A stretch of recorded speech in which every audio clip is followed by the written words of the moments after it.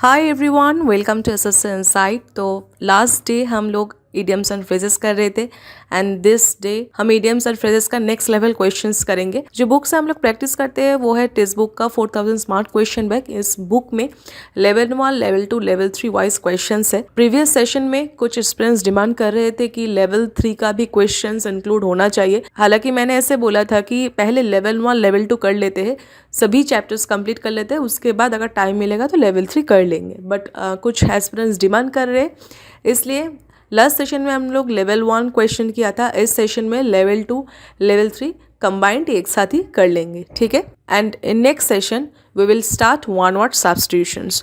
हमारा ये इंग्लिश का class every week Tuesday, Thursday and Saturday को सुबह 10 बजे अपलोड होता है। एंड मैंने जैसे आपको प्रीवियस क्लासेस में भी बोला है कि अगर आपको 10 बजे टाइम नहीं मिल रहा है तो दिन में एक टाइम आप ठीक कर लो कि उस टाइम में ये क्लासेस देखना है एंड प्रॉपरली बैठ के पेन कॉपी लेके ये क्लासेस आपको ख़त्म करना है। एंड एक एक क्लासेस में जितना इन्फॉर्मेशन हो सके मैं उतना इन्फॉर्मेशन देने की कोशिश करती हूँ। सिर्फ क्वेश्चन आंसर पढ़ना हमारा टारगेट्स नहीं होता है। मेरा ये एक टारगेट रहता है कि अगर आप कोई भी मेरा सेशन देख रहे हो तो उससे आप कुछ ना कुछ नया सीख के ही जाओ, जिससे कि आपको जो टाइम आप इन्वेस्ट कर रहे हो वो टाइम पूरा यूटिलाइज हो आपका, ठीक है। तो चलिए आज का सेशन शुरू करते हैं।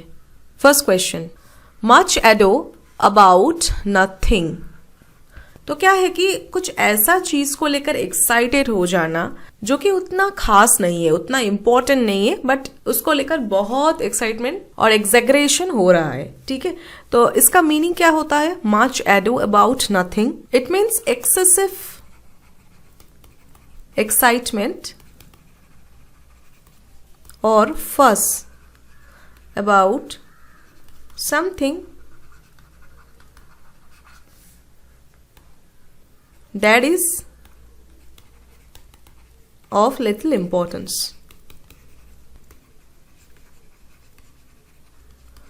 That means उतना इम्पोर्टेंट नहीं है बट उसको लेकर बहुत एक्साइटमेंट हो रहा है। तो जो भी यहाँ पे ऑप्शन है, to make a noise, to make a fuss over small matter, a play by Shaw और टॉक अबाउट नथिंग, ये जो ऑप्शन है इसमें से option B is the correct one। क्या बोल रहा है कि to make a fuss, okay, over small matter trivial, जो कि उतना important नहीं है, of little importance, ठीक है। तो to make a fuss over small matter is the right answer, okay। next, at snail's pace, ठीक है।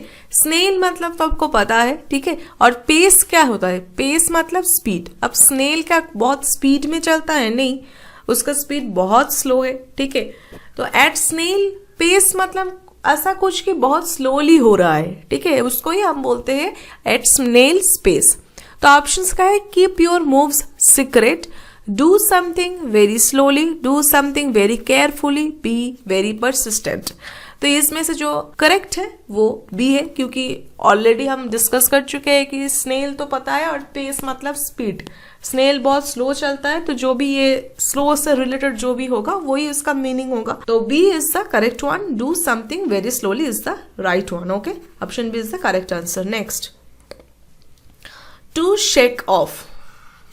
टू शेक ऑफ मतलब to get over of something, ठीक है, कुछ मतलब छोड़ दो, जो भी हो रहा है छोड़ दो, जाने दो, ऐसा कुछ। To shake off, to shake it off, it means to free yourself from something or someone that is you are finding something upsetting or annoying, जो आपको अच्छा नहीं लग रहा है, जो आपको इरिटेट लग रहा है कि ये अच्छा आपको नहीं लग रहा है, तो उसको आपको उससे आपको खुद को फ्री करना है, वो छोड़ देना है, ठीक है। To free yourself from something और someone that you find aggravating, upsetting और annoying, okay.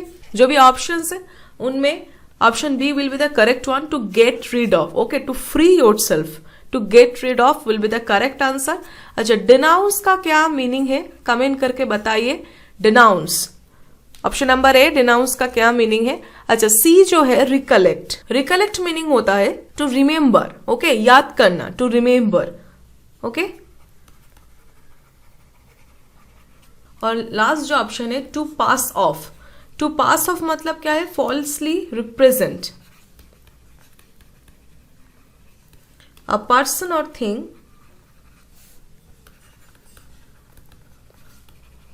as being someone or something else, okay।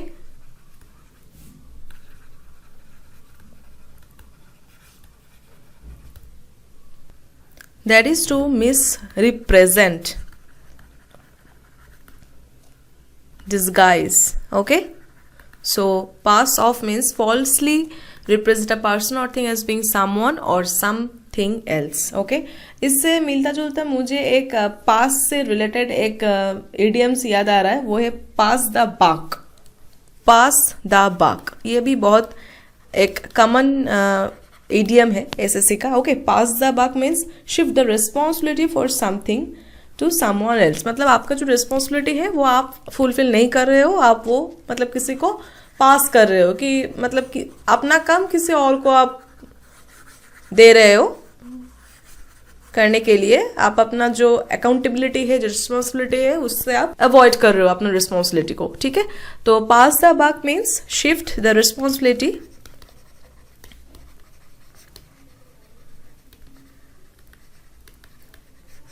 for something to someone else.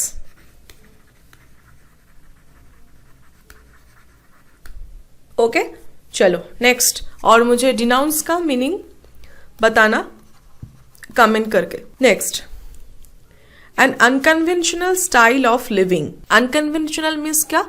Not conventional, that is not traditional. Regular basis पे जैसा होता है वैसा नहीं है, थोड़ा सा डिफरेंट, अनकन्वेंशनल. ओके, तो अनकन्वेंशनल स्टाइल ऑफ लिविंग, इसका मीनिंग होता है ये first one, bohemian. Okay, Bohemian. Next है option number B, delible. Delible का मीनिंग क्या है? एबल टू बी इरेडिकेटेड और rooted out.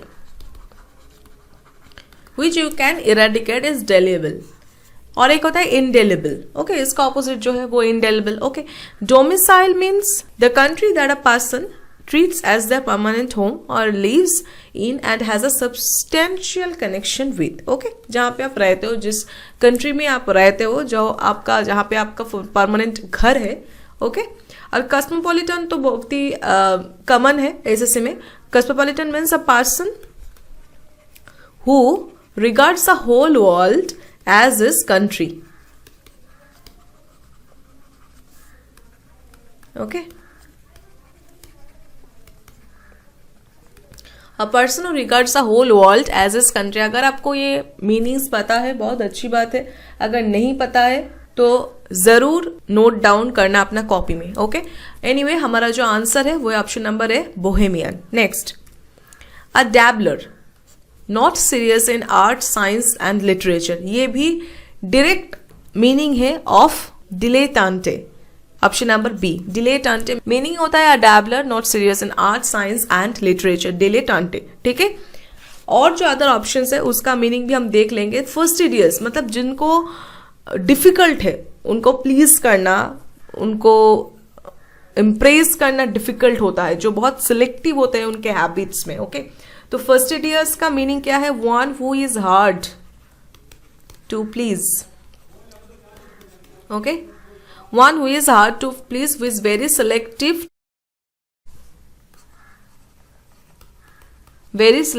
in his habits. Okay, very selective in his habits is fastidious, who is very hard to please. Option number B is dilettante, means a dabbler who not serious in art, science and literature. Next C आता है fanatic. Fanatic means who is religiously very enthusiastic, who is filled with excessive enthusiasm in religious matter. वो religiously जो very enthusiastic होता है. ठीक है, religiously जो बहुत enthusiastic है. और next होता है delirium. Delirium means an acutely disturbed state of mind characterized by restlessness and delusion. Okay, delirium, an acutely disturbed state of mind. Okay, which is characterized by relentlessness, illusions and incoherence. Okay, delirium. ये सब जो भी words है ये बहुत ही important है with respect to SSC exams. Okay, तो ये जो भी वर्ड्स है उसका आप नोट डाउन जरूर करना. ठीक है, एनीवे हमारा जो आंसर है वो option number B, dilettante. Next, a political system based on government of men by God, that is thearchy. A political system based on government of men by God or rule by a god is called thearchy, which is option number C. अब first one है जेरोंटोक्रेसी। Gerontocracy is the government by old people. Okay, government by old people is gerontocracy, a state, society or group governed by old people. Okay, मैं short में लिख रही हूँ, governed by old people is जेरोंटोक्रेसी। जैसे कि हमने पढ़ा था ना नियोक्रेसी, लास्ट सेशन में नियोक्रेसी एक पढ़ा था, आपको याद है कि नहीं पता नहीं, ठीक है। नियोक्रेसी होगा governed by new people who are inexperience, जिनका एक्सपीरियंस नहीं, who are inexperience new people. अगर इससे कोई गवर्नमेंट होता है तो उसका हम बोलते हैं नियोक्रेसी। वैसे अगर ओल्ड पीपल से कोई गवर्नमेंट है तो उसका हम जेरोंटोक्रेसी बोलते हैं। कैकिस्टोक्रेसी मतलब जो कि एकदम वर्स्ट लिस्ट क्वालिफाइड पीपल है जिनसे गवर्नमेंट बना है, उसको हम बोलते हैं कैकिस्टोक्रेसी। ओके, अ स्टेट और country run by the worst, least qualified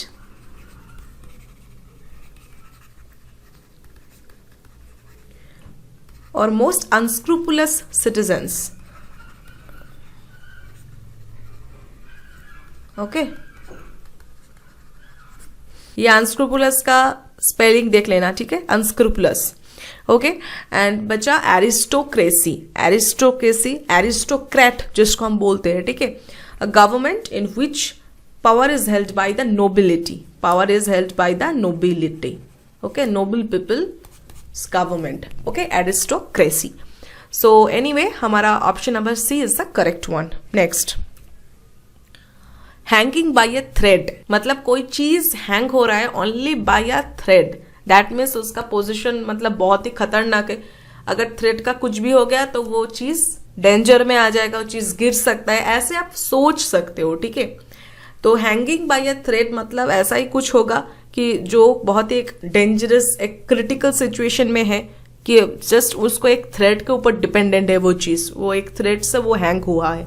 okay, तो जो भी यहाँ पे ऑप्शंस है, इन अ सॉरी और humble state, be extremely weak, unable to act as desired, be in a dangerous situation, ठीक है। देखिए, बी एक्सट्रीमली वीक, इसको पढ़ के आपको ऐसा लग सकता है कि मतलब जो सिचुएशन है, अगर जो हैंग हो रहा है उसके हिसाब से देखें तो ऐसा आपको, अगर आपको पता नहीं तो ऐसा लग सकता है कि बी एक्सट्रीमली वीक ऐसा हो सकता है क्योंकि जो बॉन्ड है चीज के एंड वो थ्रेड के बीच में वो वीक ही है, hanging by just a thread. But ऐसा नहीं है, इसका मीनिंग होता है जो बहुत डेंजरस सिचुएशन में है, जो कि है option number D. So option number D is the correct one. Okay, next, four corners of the earth. Okay, मतलब अगर कोई भी घर को, अगर कोई रूम को अगर आप कंसिडर करो, रूम में तो जनरली फोर कॉर्नर्स ही होते। अगर मैं ऐसे भी सोचूं तो मतलब four corners of any room के मतलब क्या होता है कि पूरा घर ही हो गया, ठीक है। तो ऐसे आप सोच सकते हो, ठीक है, खुद को समझाने के लिए, याद रखने के लिए, जिससे कि आपको अलग से कुछ मेमोराइज नहीं करना पड़े। आप जैसे पढ़ रहे हो अगर वैसे आप सोच सकते हो तो उससे आपको अपने आप ही याद रहेगा, ठीक है। तो देखिए, four corners of the earth मतलब ऐसा ही कुछ होगा कि पूरा अर्थ के ही बारे में बात कर रहे हैं, पूरा वर्ल्ड के बारे में, all parts of the world के बारे में शायद बात कर रहे हैं। तो ऑप्शंस जो है, from morning till night, from beginning to end, from all parts of the world, from the very beginning. तो इस ऑप्शन में से हमें लगता है कि ऑप्शन सी ही करेक्ट होना चाहिए, क्योंकि यहाँ पे बोल रहे हैं कि from all parts of the world. Okay, so that will be the most appropriate one. Okay, so option number C is the correct answer. Next, the crux of the matter. Okay, the crux of the matter. Crux मतलब क्या बोलते हैं कि मतलब कुछ basic, कोई matter का जो बेसिक पॉइंट है, बेसिक जो इशू है, एक critical point of any issue, इसको बोलते हैं the crux of the matter. देखिए यहाँ पे करेक्ट करने का एंड स्किप करने का परसेंटेज में कितना वेरिएशंस है। ये सब जो भी इडियम्स है ये आपको बिल्कुल स्किप नहीं करना है, बिल्कुल गलत भी नहीं करना है, आपको करेक्ट ही करना है, ठीक है। तो ऐसे आपको याद रखना है, the crux of the matter मतलब कुछ ऐसा क्रिटिकल पॉइंट और कुछ critical issue of the matter होना चाहिए, ठीक है। तो क्या बोल रहे, the unknown point, the lesser issue, the interesting point, the critical point. Okay, the option number D will be the correct one, which means the basic point of any issue. Okay, so option number D is the correct answer, the critical point. Next, please come to the point. Don't beat around the bush. Don't beat around the bush, beat around the bush भी SSC का एक favourite idiom है। Beat around the bush मतलब कुछ particular एक topic है but आप वो टॉपिक को अवॉइड कर रहे हो, आप उसके बारे में बात ना करके उसके इर्द गिर्द घूम रहे हो, not related to that point, irrelevant बातें कर रहे हो जो कि पर्टिकुलर उस टॉपिक से रिलेटेड नहीं है, ठीक है। टू डिले और avoid talking about something which is difficult और अनप्लेजेंट, कुछ ऐसा कुछ जो आपके लिए डिफिकल्ट है वो इसलिए आप अवॉइड करके कुछ और ही बात कर रहे हो, ठीक है। टू डिले और avoid talking about something which is difficult और अनप्लेजेंट, तो which will be the correct answer, that is first one, avoid the topic, क्योंकि hind behind the bush the medium is nothing related to bush, okay, तो B तो नहीं होगा।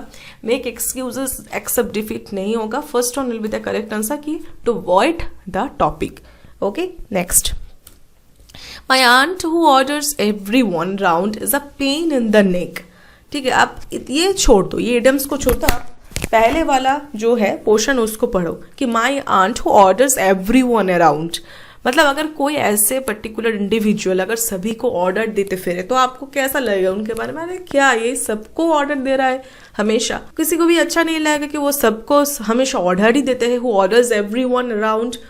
तो इसके बाद आप इसमें आए, अब pen in the neck, that means वो ऐसा कुछ है जो कि सबको बहुत ही एक इरिटेटिंग लग रहा है, उनका बिहेवियर एक अनोइंग एक डिस्टर्बिंग बिहेवियर है, अच्छा नहीं लग रहा है, सबको ऑर्डर देते फिरते ऑल टाइम, ओके।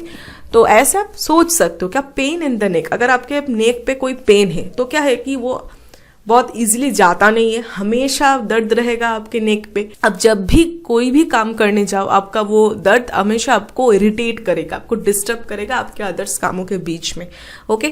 तो ऐसे भी आप सोच सकते हो, the pain in the neck means irritating होगा, so first one option is the correct one. Next, make no headway, कुछ आपको कुछ समझ ही नहीं रहा है कि इसका प्रोग्रेस क्या होने वाला है, क्या इसका प्रोग्रेस है, आगे क्या होने वाला है, आगे क्या करना है, make no headway, okay. When someone is not making any progress ahead, कुछ प्रोग्रेस ही नहीं हो रहा है, ओके।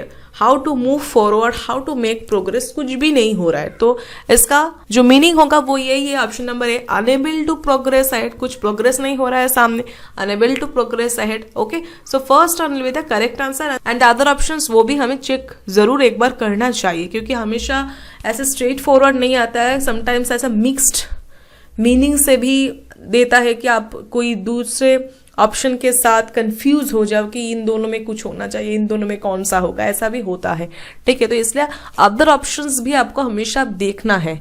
अच्छा, बी ऑप्शन नंबर बी है, unable to overtake anyone, force to fix a new goal, check if the head can pass through, जो कि इनअप्रोप्रिएट है, होगा नहीं, तो option number A will be the correct one. Next, in a nutshell, okay, in a nutshell means in brief, जो भी हुआ है उसको एलेबोरेट हमें नहीं सुनना है, ब्रीफली हमें सुनना है, ठीक है। तो if you are telling someone please explain in a nutshell, that means he wants to listen from you only in brief, in short, okay, in some words only. तो इसका जो आंसर है express very briefly will be the correct one, okay. Add nuts, nothing related to nuts in a nutshell actually, so ये नहीं होगा। Packed very tightly, put everything in a shell, ये सब कुछ नहीं होगा।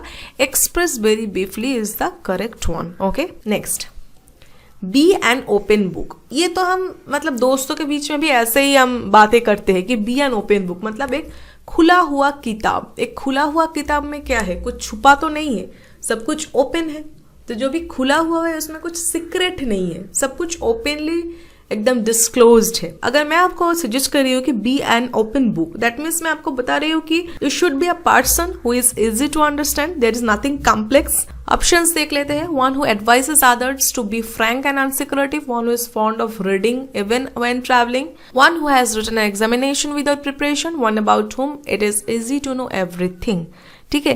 देखिए, टू बी फ्रैंक एंड अनसिक्रेटिव तो ठीक है, बट यहाँ पे वन हु एडवाइजेस, यहाँ पे ऐसा कुछ है नहीं कि इससे ऐसा लग रहा है कि मैं किसी को एडवाइस कर रही हूँ, नहीं है, ये होना चाहिए, ओके। तो जो हमारा ऑप्शन डी में मिल रहा है, one about whom it is easy to know everything, that is option number D will be the correct answer. Next, he was really tired of finishing all the accounts for auditing as he did not hit the sack for more than 36 hours. अब ये hit the sack मैंने last class में करवाया था, heat the sac.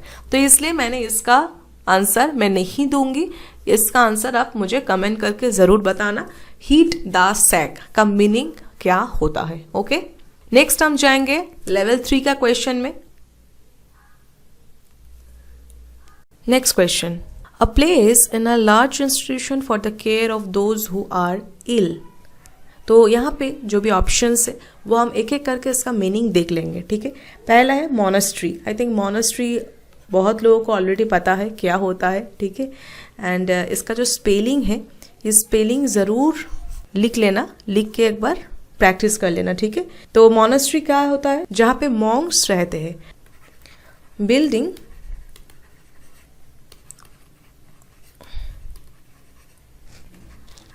a community of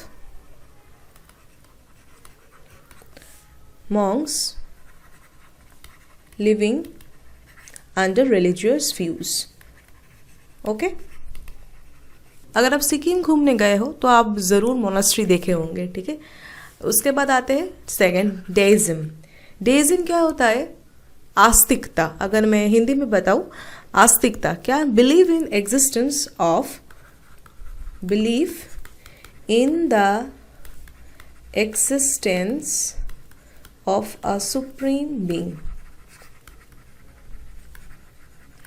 ठीक है। Specially of a creator who doesn't intervene in the universe, अस्तित्व अगर मैं हिंदी में बोलूँ, ठीक है। तो ये रहा मोनेस्ट्री और बी हो गया belief in the existence of a supreme being, ये हो गया डेइज्म। अब आते हैं सैनिटोरियम एंड इन्फर्मरी। तो देखिए अभी तक ए बी जो बोला, ए बी तो ऑप्शन नहीं होगा क्योंकि वो तो गिवन जो है उससे मैच नहीं हो रहा है।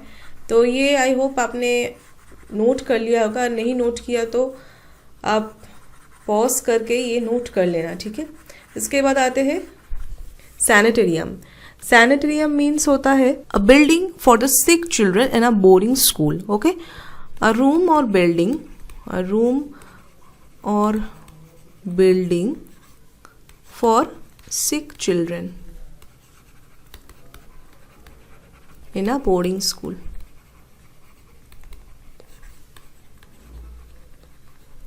और इन्फर्मरी होता है,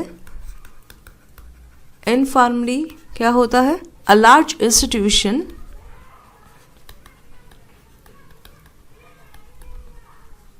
for the care of those, जो लिखा है एक्चुअली जो गिवन है, हु आर इल।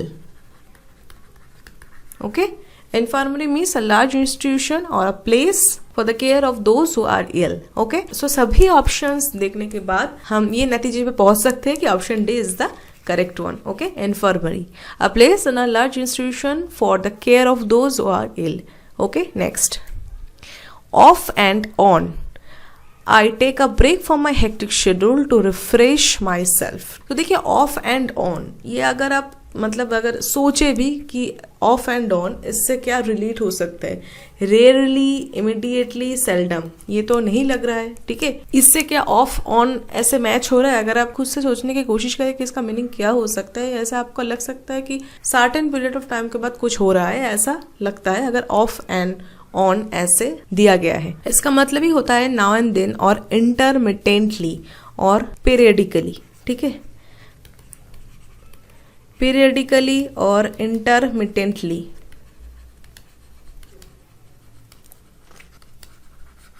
तो हमारा जो करेक्ट आंसर है वो है option number A. Okay, next, up in the arms.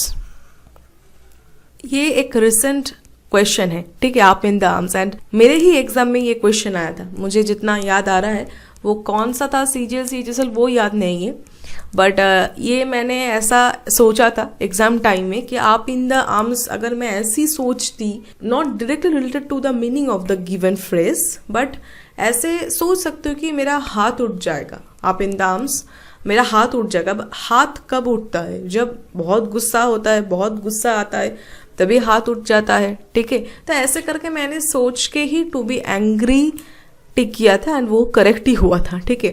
तो मैं ऐसे सोचती हूँ, मैं सिर्फ आपको वे बता रही हूँ कि आप एकदम रट्टा मारने से बेहतर है आप ऐसे सोच के मज़ा लेके भी याद कर सकते हैं, ठीक है।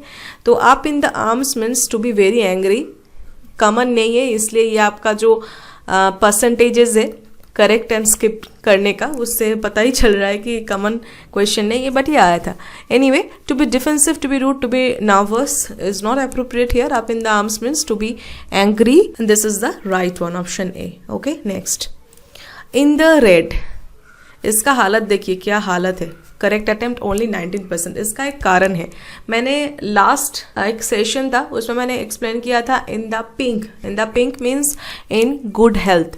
तो वहाँ पे ही एक था इन द रेड. जितना कमा रहे हो उससे ज़्यादा अगर आप वो करके बैठे हो, लोगों से पैसा लेकर बैठे हो, तो हम बोलते हैं कि in debt, that is in the red.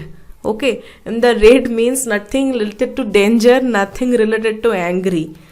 इससे आप कंफ्यूज हो सकते हो अगर आपको एग्जैक्टली पता नहीं कि इन द रेड का मीनिंग क्या होता है. ठीक है, in the red means suffer loss. Okay, that is in debt. Bankrupt, that is nothing related to danger and angry, क्योंकि गुस्से में भी लोग लाल हो जाते हैं, और अगर कुछ डेंजर साइन के लिए हम लाल यूज करते हैं तो उससे हो सकता है कि मोस्टली कंफ्यूज हो गए, बट इसका एग्जैक्ट आपको पता होना चाहिए. That is in debt. Option C is the correct one. Next, red herring. Red herring means something, a piece of information which is intended to be misleading or distracting. Okay, something wrong. Okay, so red herring means something to distract attention, that is misleading or distracting. Okay, option number D is the correct answer. Next, cloven hoof. Actually अगर सिर्फ cloven hoof का बात करें तो कुछ और बनता है. ठीक है, जो हूफ होता है ना कैटल्स का, उसे आइडेंटिफाई होता है, but a cloven hoof means actually that is not related to the actual meaning. It means an evil intention, एकदम direct meaning. A cloven hoof means an evil intention. अगर SP book sheet खोलोगे तो एकदम direct ये दिया हुआ है. A cloven hoof is an evil intention. Okay, so option number C is the correct one. Next, don't give up the day job. ये तो आई थिंक किसी को भी पता नहीं होगा मोस्टली. अगर पता है तो बहुत अच्छी बात है. ठीक है, परसेंटेज भी वही एग्री कर रहा है मेरे साथ. Don't give up the day job. अगर आपको कोई बोल रहा है कि don't give up the day job, that means वो आपको ये समझाने की कोशिश करे कि आप जिसमें अच्छे हो वो आप कंटिन्यू करें, ना कि आप ऐसे कुछ ट्राई करो जिसमें आप उन लोगों के हिसाब से फेल हो रहे हो. ठीक है, that means they are saying that they think you should continue doing what you are good at, जिसमें आप अच्छा हो, rather than trying something new which they think you will fail at. Okay, so don't give up the day job means जिसमें आप अच्छे हो आप उसको कंटिन्यू करो, नहीं हो जिसमें उसको मत करो, उसको कंटिन्यू मत करो. तो इससे मिलता जुलता जो बन रहा है तो वो होता है option number C, which is you are not very good at something. समझाने के लिए मुझे ये बोला जाएगा कि do not give up the day job. Option number C is the correct one. Next, a picture paints 1,000 words. Okay, ये तो आई थिंक कॉमन फ्रेज है, ये आपने सुना होगा. तस्वीर से मतलब बहुत ज़्यादा कुछ हम समझ सकते हैं जो सिर्फ एक राइटिंग से हम नहीं समझ सकते. पिक्चर कंपेरेटिवली उससे ज़्यादा बयां करते हैं. ठीक है, तो अ पिक्चर पेंट्स 1,000 words. इससे जो होगा, पेंटिंग शुड जो माइंड नो, ये नहीं होगा to convey something without speaking. ठीक है, पिक्चर के द्वारा हम वही बोलते हैं, कुछ कन्वे करते हैं मीनिंग, बट ये वो तो नहीं बोल रहा है. ये एक्चुअली बोल रहा है कि एक 1,000 वर्ड को रिप्रेजेंट करता है, तो ये भी नहीं होगा. मेथड ऑफ राइटिंग समथिंग नहीं. A visual presentation is far more descriptive than words. Yes, option number D will be the correct one. Okay, next, weight behind the ears. Okay, weight behind the ears means immature, inexperienced. Okay, जो कि है option number D. Option number D is the correct one. Next, to go whole 9 years. ठीक है, ये to go whole 9 years ये भी एक recent question है जो मुझे याद हो रहा है. ये भी एक रिसेंट सीजीएल का क्वेश्चन है, शायद 2017 मेंस का क्वेश्चन था, maybe 2017 CGL mains. Okay, तो टू गो होल 9 years, ये होल 9 years ऐसे मतलब बोलने से एक ऐसा आपको समझ में आ रहा है कि it's something talking about everything, और everything it's talking about. Okay, तो इसका जो भी आंसर होगा वो होगा ये option number B, everything, all of it. Okay, option number B is the correct one. Next, daylight robbery. ये तो इंग्लिश में डे लाइट रॉबरी है, बट ये मेरे बंगाली में एंड हिंदी में भी आई थिंक कुछ फ्रेज है। इसका मतलब अगर कोई भी किसी चीज़ का प्राइस बहुत बढ़ा चढ़ा के बोल रहे हैं तो हम ऐसे बोलते हैं कि मतलब ये तो दिन में डकैती कर रहे हैं, ऐसे मतलब इतना ज़्यादा दाम बोल दिया कि पूरा एकदम खुलेआम डकैती हो रहा है। ठीक है, तो day light robbery means blatant over charging. अगर किसी चीज़ का बहुत ज़्यादा चार्ज करे, बहुत ज़्यादा प्राइस मांग रहे हैं, तो उसको हम बोल सकते हैं daylight robbery, that is blatant overcharging. Option number C is the correct one. Next, boil the ocean. अब देखिए, अगर आप सोचे कि बॉयल द ओशन, क्या ये एक पॉसिबल चीज़ है? मतलब ओशन को क्या कोई बॉयल कर सकते हैं? नहीं कर सकते। दैट मीन्स कि आप कुछ के लिए आप टारगेट करो जो कि मतलब एक इम्पॉसिबल चीज़ है, बहुत ही एक इम्पॉसिबल चीज है, not possible, which you are want to accomplish. Okay, phrase से ही पता चलता है कि इसका मीनिंग क्या हो सकता है। देखिए, to have a heated argument is not related to the phrase, to make a big thing over a small issue, no, try to give in, no. मुझे बताइए, गिव इन ये एक फ्रेजल वर्ब है, ये फ्रेजल वर्ब का अब meaning बताए, give in. Okay, and last one क्या है, try to accomplish something too ambitious, and this is the right one, try to accomplish something too ambitious.